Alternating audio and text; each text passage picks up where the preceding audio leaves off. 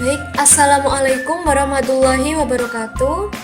Di sini kami akan mempresentasikan tugas UAS mata kuliah Perancangan Strategi Sistem Informasi, yaitu Business Plan kelompok kami, yaitu Klub Ponyel. Sebelumnya, perkenalkan anggota kelompok kami. Yang pertama dengan saya sendiri, Alinda Ayu Prameswari dengan NIM 190512141012. Kemudian teman saya Mahrus Sulaiman dengan NIM 190512141024. Oke, kita masuk ke daftar isi. Nah, di sini di bab 1 pendahuluan ada latar belakang. Di mana latar belakang ini adalah latar belakang kenapa kami membahas bisnis plan, yaitu Klub Ponyel. Karena akhir-akhir ini masyarakat masih banyak yang sering membicarakan makanan tradisional ini. Dengan Klub Ponyel ini yang memiliki rasa yang enak, kenyal, dan memiliki banyak kandungan gizi yang bermanfaat bagi tubuh kita. Oke, sebagai berikut latar belakangnya. Kemudian kita langsung ke rumusan masalah. Nah, rumusan masalah ini diperoleh dari latar belakang di atas. Berkaitan dengan kebutuhan dana investasi. Kemudian untuk mengatur sumber daya, strategi pemasaran, dan juga tata kelola keuangan dalam menjalankan suatu bisnis tersebut. Kemudian batasan ide bisnis. Ini nantinya terfokus pada pokok permasalahan yang ada beserta pembahasannya, sehingga harapannya ide ini nantinya tidak menyimpang dari sasaran. Oke, di selanjutnya masuk ke bab 2 di tinjauan pustaka. Di sini ada pengertian dari visi dan misi organisasi, apa itu arti visi dan juga apa arti misi. Jadi visi tidak hanya sekedar gambaran mengenai apa yang organisasi rencanakan di masa datang. Tidak hanya bersifat abstrak seperti itu. Nah, sebagai berikut kriteria visi dan misinya. Oke, langsung ke bagian selanjutnya, ada analisis SWOT. Nah, analisis SWOT ini ada dua lingkup internal, yaitu internal dan juga eksternal. Dan di sini dibagi lagi menjadi 4. Ada kekuatan, strength, peluang, opportunity, threat, ancaman, dan juga weakness, kelemahan. Selanjutnya, di sini ada metric TOWS. Dan metric TOWS ini mempunyai beberapa strategi. Yang pertama adalah strategi SO, yaitu Strength Opportunity. Strategi ini dihasilkan dari suatu cara pandang bahwa perusahaan atau unit bisnis tertentu dapat menggunakan kekuatan yang mereka miliki guna memanfaatkan berbagai peluang. Kemudian strategi WO adalah berbagai strategi yang dihasilkan dari suatu cara pandang bahwa perusahaan atau unit bisnis tertentu dapat memanfaatkan berbagai peluang yang ada di lingkungan eksternal dengan cara mengatasi segala kelemahan. Kemudian strategi ST menggunakan kekuatan yang mereka miliki guna menghindari berbagai ancaman. Strategi WT adalah strategi yang memang bersifat bertahan serta bertujuan untuk meminimalisir semua kelemahan dan ancaman. Strategi ini digunakan ketika perusahaan menghadapi faktor-faktor kelemahan dan ancaman yang tidak bisa diselesaikan menggunakan kekuatan dan peluang yang telah ada. Kemudian ada pengukuran kinerja melalui balance scorecard. Di sini ada 4 perspektif. Yang pertama, perspektif keuangan. Ini memberikan perbaikan bagi perusahaan atau belum yang seharusnya sudah memenuhi harapan perusahaan sampai berhasil. Kemudian yang kedua ada perspektif pelanggan. Dan yang ketiga ada perspektif proses bisnis internal. Yang keempat,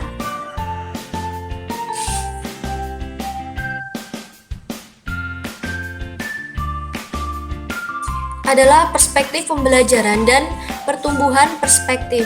Ini melakukan perbaikan dan perubahan dengan memanfaatkan sumber daya internal organisasi terkait penggambaran kemampuan perusahaan tersebut.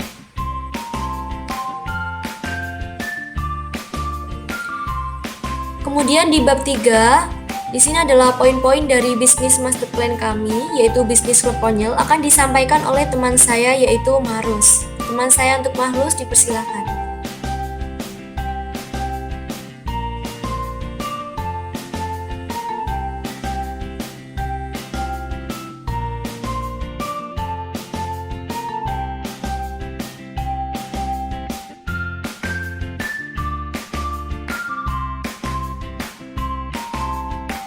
Terima kasih rekan saya Alinda.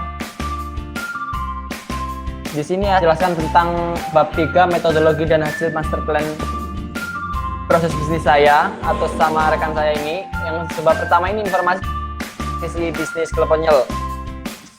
Di sini ada dalam mencapai visi untuk mengembangkan bisnis, maka makanan tradisional misi kami ialah yang pertama meningkatkan kualitas ataupun cita rasa yang khas, kemudian terus melakukan inovasi, inspirasi, kemudian kualitas dan pelayanan akan selalu kami utamakan. Yang di sebab kedua ini ada identifikasi tujuan bisnis Kleponyel dengan menggunakan analisis kondisi existing atau sekarang. Adapun tujuannya menciptakan menghasilkan produk yang inovatif, meningkatkan daya kreativitas dan jiwa kewirausahaan kepada mahasiswa, tentunya untuk membuka peluang usaha baru di bidang kuliner. Yang keempat agar meningkatkan pendapatan mahasiswa agar tidak tergantung pada orang tua itu sendiri. Yang di sebab ketiga ini ada analisis kondisi existing dengan metode SWOT atau Five Force Analysis. Analisis SWOT ada strength yang sudah dijelaskan rekan saya Alinda di atas tadi tentang memiliki cita rasa, bahan baku yang murah, ekonomis, mengutamakan kualitas makanan tanpa pemanis buatan maupun tanpa pengawet. Weakness ada kelemahan, terus tidak tahan lama tentunya karena ada parutan kelapanya. Kemudian kemasan yang kurang menarik, manajemen yang kurang bagus, kurangnya pengalaman dalam buka usaha dan lain sebagainya, dan sudah tertera di kelemahan. Adapun opportunity, peluang kesempatan. Yang pertama banyak minat, budaya masyarakat yang serba konsumtif, selera konsumen variatif, banyak penjual yang bersaing dari segi kesehatan maupun bahan makanan itu sendiri. Yang threat, ancaman yang kami dapat ialah selera konsumen yang bervariatif, harga bahan baku yang tidak stabil, banyak makanan yang lebih murah dan menarik, produk yang diperdagangkan berupa jajan pasar yang semakin tersinggung akibat maraknya jajanan luar negeri. Adapun generating strategi yang dihasilkan dan penjabaran matrix Stones yang sudah digabungkan oleh teman saya tadi, Alinda di atas. Ada SO, ada ST, ada WO, ada WT. Kemudian ada mapping strategi dengan metode balance scorecard. Berikut ini ada tabel penerapannya. Ada proses bisnis, kemudian learning bobot dengan bobot 25, finansial, customer bobot. Di sini ada sasaran strategi yang sudah tertera di situ. Kemudian ada KPI, jumlah produk cacat, bagaimana indeks kepuasan karyawan, keuntungan, kerugian, pendapatan kita, kemudian presentasi pelanggan yang loyal atau setia. Di sini ada targetnya di setiap sasaran strategi ada target, kemudian asesmen, kemudian ada skor, menghasilkan skor di setiap proses bisnis maupun di 4 kriteria ini di total semua kemudian dibagi. Jadi total pencapaian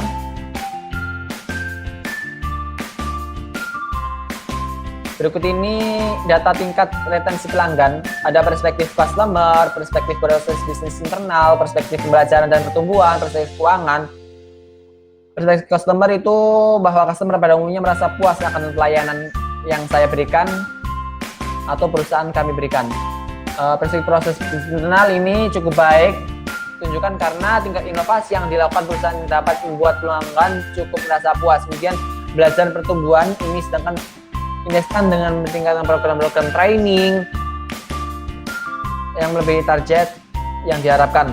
Perspektif keuangan, mengelola keuangan, manajemen keuangan dalam perusahaannya akan lebih efisien dan laba perusahaan semakin meningkat.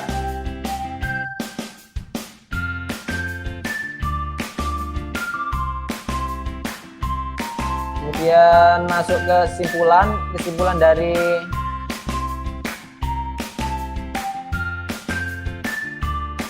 presentasi di atas adalah mengaji keempat perspektif balance scorecard. Setiap perspektif memiliki keterkaitan yang dapat disimpulkan bahwa customer sangat berpengaruh terhadap kelangsungan kinerja perusahaan, di mana kepuasan pelanggan mengakibatkan perusahaan melakukan perubahan, melakukan pelayanan yang terbaik terhadap para customer.